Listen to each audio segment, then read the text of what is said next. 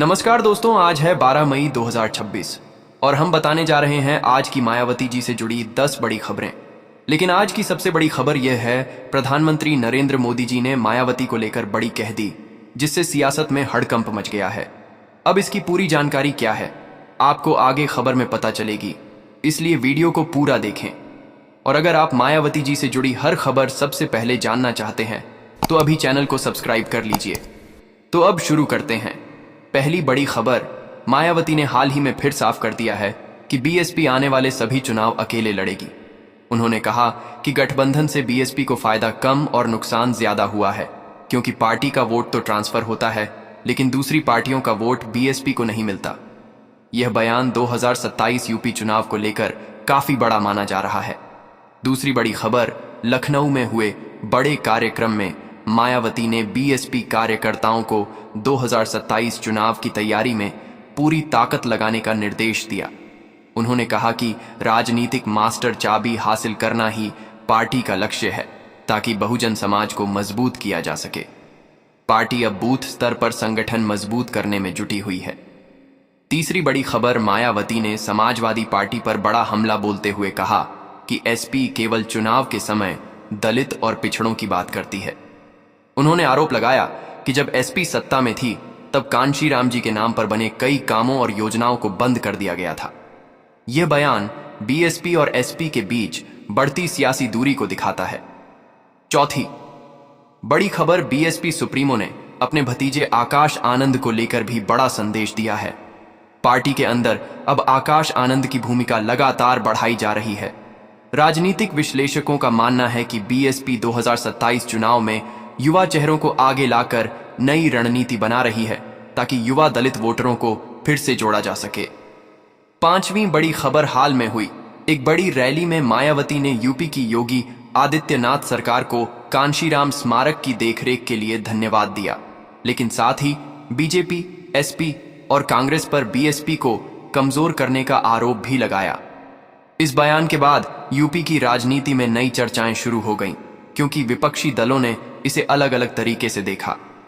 छठी बड़ी खबर, मायावती ने हाल ही में देश में बढ़ती महंगाई और बेरोजगारी को लेकर केंद्र सरकार पर निशाना साधा। उन्होंने कहा कि गरीब, दलित, पिछड़े और मध्यम वर्ग सबसे ज्यादा परेशान हैं, लेकिन सरकार सिर्फ बड़े बड़े दावे कर रही है। बीएसपी ने इसे जनता के बीच बड़ा मुद्दा बनाने की तैयारी शुरू कर दी है। सातवीं बड़ी खबर, बीएसपी संगठन में बड़े स्तर पर बदलाव की खबरें सामने आई हैं। कई जिलों में नए जिलाध्यक्ष और सेक्टर प्रभारी नियुक्त किए गए हैं। पार्टी का फोकस अब गांव और बूथ स्तर तक संगठन मजबूत करने पर है, ताकि 2027 चुनाव में पार्टी फिर से मजबूती के साथ मैदान में उतर सके। राजनीतिक जानकार इसे मायावती की ग्राउंड वापसी रणनीति मान रहे हैं। आठवीं बड़ी खबर, मायावती ने अपने सोशल मीडिया संदेश में संविधान और आरक्षण के मुद्दे को फिर जोरदार तरीके से उठाया। उन्होंने कहा कि बीएसपी ही वह पार्टी है जो बाबा साहेब डॉ. भीमराव आंबेडकर के संविधान और दलित पिछड़ों के अधिकारों की सच्ची लड़ाई लड़ रही है। इस बयान के बाद नौवीं बड़ी खबर, बीएसपी समर्थकों में काफी उत्साह देखने को मिला। उत्तर प्रदेश में बीएसपी लगातार छोटे छोटे कार्यकर्ता सम्मेलन आयोजित कर रही है। इन बैठकों में खास तौर पर युवाओं और नए वोटरों को जोड़ने पर जोर दिया जा रहा है। पार्टी के अंदर यह संदेश दिया जा रहा है कि 2027 चुनाव बीएसपी के लिए करो या मरो जैसी स्थिति वाला चुनाव होगा। मायावती ने हाल में विपक्षी गठबंधनों पर भी सवाल उठाए और कहा कि कई पार्टियां सिर्फ सत्ता पाने के लिए साथ आती हैं, लेकिन जनता के हितों के लिए ईमानदारी से काम नहीं करती। उन्होंने बीएसपी कार्यकर्ताओं से कहा कि वे जनता के बीच जाकर पार्टी की नीतियों और पुराने कामों को मजबूती से पहुंचाएं। इससे साफ संकेत मिल रहा है कि बीएसपी आने वाले समय में आक्रामक प्रचार अभियान चलाने वाली है।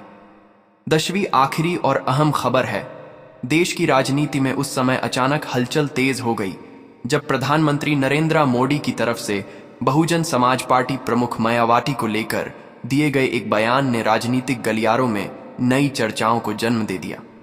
टीवी चैनलों से लेकर सोशल मीडिया तक हर जगह बस एक ही सवाल उठने लगा कि आखिर मोदी जी के इस बयान के पीछे क्या बड़ा संकेत छिपा है। उत्तर प्रदेश की राजनीति पहले ही 2027 चुनाव को लेकर गर्म हो चुकी है और ऐसे समय में मायावती को लेकर आया यह बयान कई नए समीकरणों की तरफ इशारा करता दिखाई दे रहा है। कल्पना कीजिए, दिल्ली में बड़ा राजनीतिक कार्यक्रम चल रहा है। मंच पर देश के कई बड़े नेता मौजूद हैं। कैमरों की फ्लैश लगातार चमक रही है।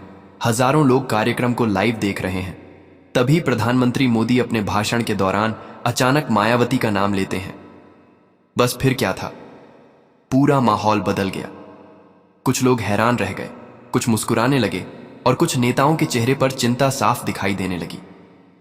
अगर आप भी देश की राजनीति की हर बड़ी खबर सबसे पहले और सबसे अलग अंदाज में जानना चाहते हैं तो अभी चैनल को सब्सक्राइब कर लीजिए और वीडियो को लाइक जरूर कीजिए, क्योंकि आज की यह खबर यूपी की राजनीति में बड़ा बदलाव ला सकती है। राजनीतिक जानकारों का मानना है कि उत्तर प्रदेश में जिस तरह से बीएसपी फिर से अपने संगठन को मजबूत करने में जुटी हुई है, उसे दूसरी पार्टियों की बेचैनी बढ़ती जा रही है। मायावती लगातार अपने कार्यकर्ताओं के साथ बैठकें कर रही हैं। बूथ स्तर पर संगठन को दोबारा सक्रिय करने की कोशिशें तेज हो चुकी हैं। ऐसे में मोदी जी का यह बयान अचानक आना कोई साधारण राजनीतिक घटना नहीं मानी जा रही। कहा जा रहा है कि प्रधानमंत्री ने अपने भाषण में लोकतंत्र और सामाजिक न्याय की बात करते हुए उन नेताओं का जिक्र किया जिन्होंने दलित समाज को राजनीतिक पहचान दिलाने का काम किया। इसी दौरान उन्होंने मायावती का नाम लिया और कहा कि लोकतंत्र में हर राजनीतिक दल और हर नेता की अपनी अहम भूमिका होती है। अब भले ही यह बयान सामान्य राजनीतिक भाषा में दिया गया हो, लेकिन राजनीति में शब्दों के पीछे छिपे संकेत बहुत मायने रखते हैं। यूपी की राजनीति हमेशा से जातीय समीकरणों और सामाजिक संतुलन के आधार पर चलती रही है। बीएसपी का वोट बैंक आज भी पूरी तरह खत्म नहीं हुआ है। कई जिलों में पार्टी की पकड़ अभी भी मजबूत मानी जाती है। खासकर दलित वोटरों के बीच मायावती की पहचान आज भी एक बड़े चेहरे के रूप में मौजूद है। यही वजह है कि जब भी उनका नाम राष्ट्रीय राजनीति में चर्चा में आता है तो राजनीतिक माहौल तुरंत बदल जाता है। अब विपक्षी दलों के बीच भी इस बयान को लेकर अलग अलग तरह की चर्चाएं शुरू हो गई हैं। समाजवादी पार्टी के समर्थक इसे राजनीतिक रणनीति बता रहे हैं, तो वहीं कुछ लोग इसे आने वाले समय के बड़े बदलाव का संकेत मान रहे हैं। सोशल मीडिया पर भी लोगों ने तरह तरह की प्रतिक्रियाएं देना शुरू कर दिया। कोई कह रहा है कि बीजेपी दलित वोट बैंक को लेकर नई रणनीति बना रही है, तो कोई कह रहा है कि बीएसपी की ताकत को अब फिर गंभीरता से लिया जाने लगा है। राजनीति में समय बहुत महत्वपूर्ण होता है। चुनाव नजदीक आते ही हर बयान की अहमियत कई गुना बढ़ जाती है।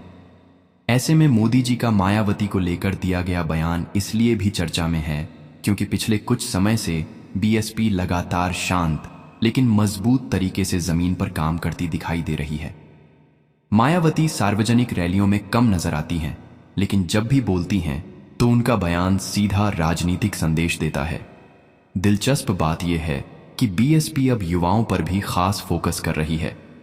पार्टी के अंदर नए चेहरों को आगे लाने की चर्चा लगातार चल रही है। आकाश आनंद की सक्रियता बढ़ने के बाद पार्टी के अंदर नई ऊर्जा दिखाई देने लगी है। राजनीतिक विश्लेषकों का कहना है कि बीएसपी आने वाले समय में खुद को नए अंदाज में पेश करने की तैयारी में है। इसी बीच मोदी जी के बयान ने बीएसपी कार्यकर्ताओं के बीच भी नया उत्साह पैदा कर दिया। कई समर्थकों ने सोशल मीडिया पर लिखा कि यह मायावती की राजनीतिक ताकत का असर है कि देश का सबसे बड़ा नेता भी उनका नाम लेने को मजबूर हुआ। वहीं बीजेपी समर्थक इसे लोकतांत्रिक सम्मान की राजनीति बता रहे हैं। लेकिन असली सवाल अभी भी वही है, क्या यह सिर्फ एक सामान्य बयान था या इसके पीछे कोई बड़ी राजनीतिक रणनीति छिपी हुई है? क्योंकि भारतीय राजनीति में कुछ भी बिना वजह नहीं होता, खासकर तब जब बात उत्तर प्रदेश की हो। यूपी केवल एक राज्य नहीं बल्कि देश की राजनीति का सबसे बड़ा केंद्र माना जाता है। जो पार्टी यूपी जीतती है उसकी राष्ट्रीय राजनीति में ताकत अपने आप बढ़ जाती है। मायावती की राजनीति हमेशा से अलग रही है। उन्होंने कई बार ऐसे फैसले लिए जिन्होंने राजनीतिक समीकरण बदल दिए। कभी बीजेपी के साथ सरकार बनाई तो कभी अकेले चुनाव लड़ने का फैसला किया। यही कारण है कि उनके अगले कदम को लेकर हमेशा रहस्य बना रहता है। अब राजनीतिक गलियारों में यह चर्चा भी तेज हो गई है कि आने वाले महीनों में बीएसपी अपनी राजनीतिक गतिविधियां और तेज कर सकती है। पार्टी फिर से बड़े स्तर पर रैलियां शुरू कर सकती है। दलित, पिछड़े और गरीब वर्गों के बीच पहुंच बढ़ाने की तैयारी की जा रही है। यदि ऐसा होता है तो यूपी की अरअर